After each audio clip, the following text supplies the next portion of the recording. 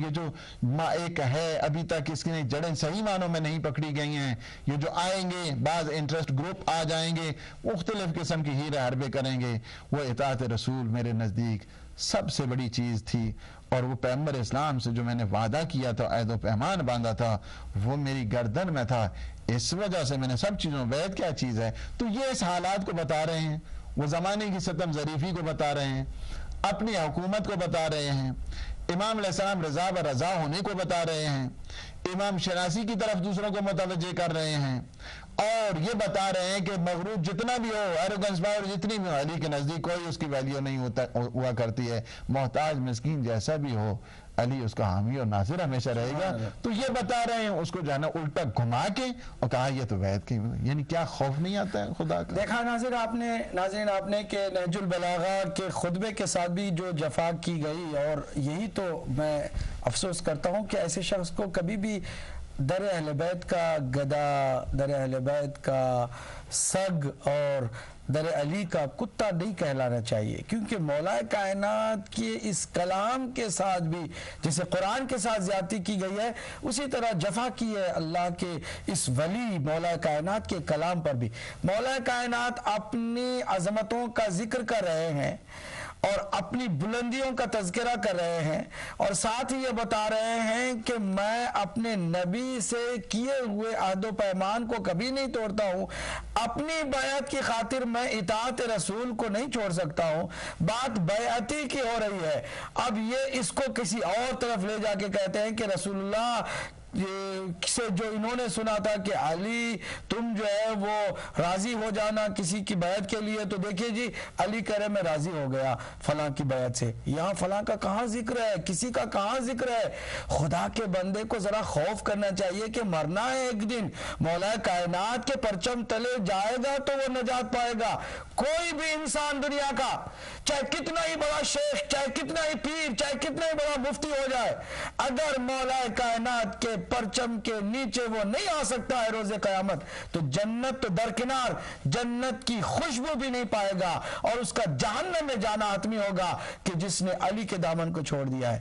یہ مولا کائنات کے کلام کے ساتھ زیادتی کی جاتی ہے، اور پھر دعوے بھی عجیب و غریب کیے جاتے ہیں، اور مزے کی بات یہ کہ سگ ہونے کا بار بار تذکرہ کیا جاتا ہے۔ عجیب بات ہے، میں نے کئی بار دہرایا ہے، آج بھی دہرائے دیتا ہوں کہ اگر کتا نا پاگل ہو جائے تب بھی وہ اپنے مالک کو نہیں کاٹتا ہے، اس کو پاگل ہونے کے باوجود اس بات کا ہوش ہوتا ہے کہ میرا مالک ہے اور میرے مالک کے ساتھ مجھے زیادتی نہیں کرنی ہے۔ اب ذرا دیکھیے گا کہ کس طرح قرآن کی آیتوں کے ساتھ اور نہج البلاغہ کے کلام کے ساتھ جفا ہوئی۔ ہم ابھی ٹیلی فون لائنز کھول دی گئی ہیں، کچھ منٹس آپ کے اختیار میں ہے، اب اپنے سوال کو کر سکتے ہیں جو بھی سوال ہے، اور اہل سنت کے لوگ آگے آئے۔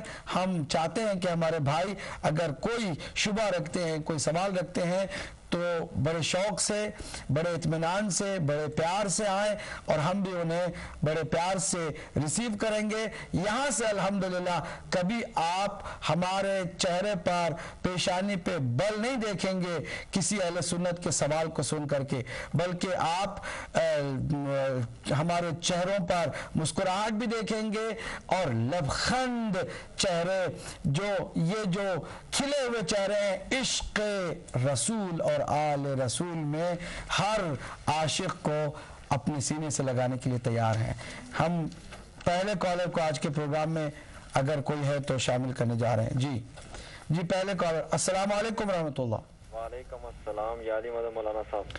مولا علی مدد، ظہیر عباس، جی فرمائیے۔ جی مولانا صاحب، آج کل جو ٹی وی چینلوں پہ بہت سا ایشو چل رہا ہے، اس بیس پہ وہ کہتے ہیں کہ جتنے بھی امام ہیں یہ معصوم نہیں ہیں، یہ غیر معصوم ہیں، اس لیے کہ جیسے وہ پہلے خلفاء تھے ان کا درجہ زیادہ ہے، مولا کائنات چوتھے نمبر پہ آتے ہیں ان کا درجہ کم ہے۔ اب ان لوگوں سے یہ سوال ہے، ساری امت سے، کہ اگر ایک غیر معصوم ہو اور وہ جنت کا سردار کبھی نہیں ہو سکتا. امام حسن علیہ السلام لے لیں, امام حسین علیہ السلام لے لیں, وہ جنت کا سردار کبھی نہیں ہو سکتا. بی فاطمہ ذرا السلام اللہ کو لے لیں, وہ عورتوں کی سردار ہیں جنت کی. لیکن جو آج کے مفتی ہیں, اگر مولا کائنات کی فضیلت آتی ہے تو وہ کسی اور کو دے دیتے ہیں. اگر بی بی فاطمہ تو ذرا السلام اللہ کی آتی ہے تو وہ کسی اور کو ٹائٹل دے دیتے ہیں. اگر امام حسن علیہ السلام کی فضیلت آتی ہے تو معاویہ کو ٹائٹل دے دیتے ہیں. آج کا مسلمان تو یہ بھی کہتا ہے جو مولا حسین کی فضیلت ہے وہ یزید کو ٹائٹل دے دیتے ہیں. آخر یہ اہل بیت علیہ السلام کے ساتھ ایسا کیوں ہو رہا ہے؟ باقی جو بھی گناہ کرے, مولا مشکل کشا کے خلاف اٹھے, اس کو معاف کر دیا. چلیں, بہت خوب, بہت عمدہ سوال ہے, انشاءاللہ مختصر اس کا جواب دیں گے. شروع سے یہی بات کہتے آ رہے ہیں کہ 2 سلسلے چلے ہیں, ایک رسول کے گھر سے سلسلہ چلا ہے, دوسرے حکومت والوں کی طرف سے سلسلہ چلا ہے.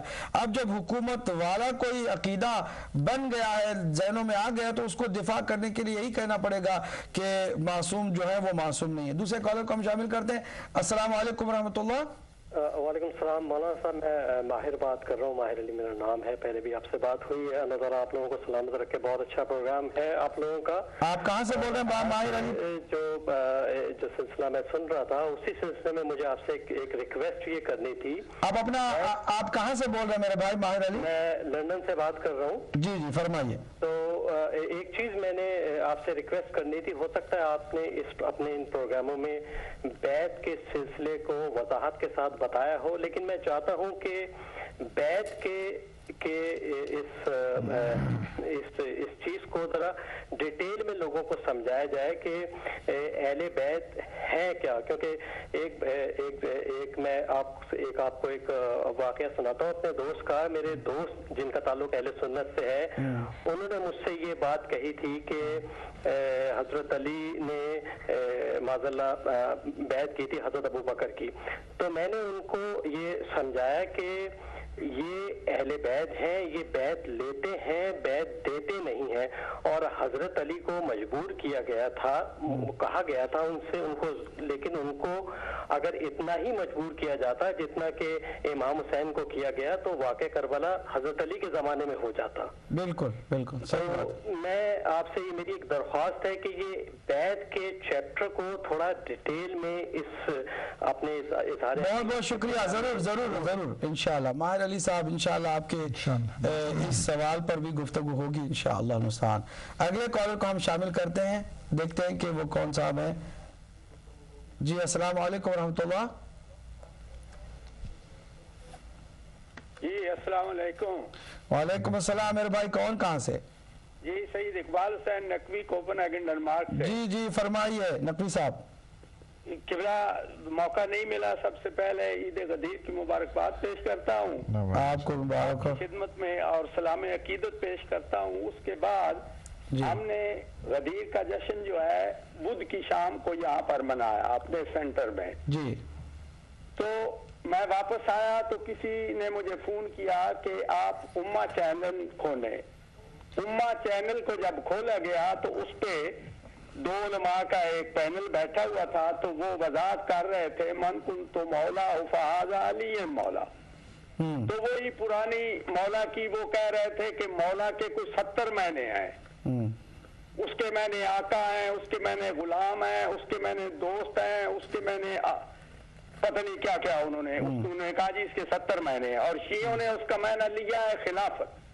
اگر بھائی اللہ کے بندو اگر خلافت تھا تو رسول اللہ کیا خلیفہ کا لفظ نہیں بول سکتے تھے؟ انہوں نے تو محبت کی بات کی ہے, جیسا کہ آگے رسول اللہ خود اس کی وضاحت فرما رہے ہیں کہ اے اللہ تو اس سے محبت رکھ جو علی سے محبت رکھتا ہے, اور اس سے دشمنی رکھ جو علی کو دشمن رکھتا ہے.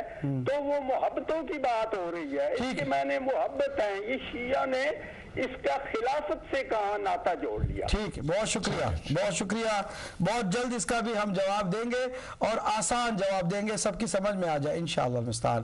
اگلے کالر کو بھی شامل کر لیتے ہیں. السلام علیکم ورحمۃ اللہ. وعلیکم السلام. حضرت مولانا عابدی صاحب قبلہ, جناب ڈاکٹر صاحب قبلہ, مقصود حسین سیدھا. جی جی جی فرمائیے. میں بس اپنی حاضری دینے کے لیے آپ سے سلام دعا کرنے کے لیے حاضر ہوا ہوں. ایک چینل پر ابھی پروگرام چل رہا ہے کس کی شکایت کریں.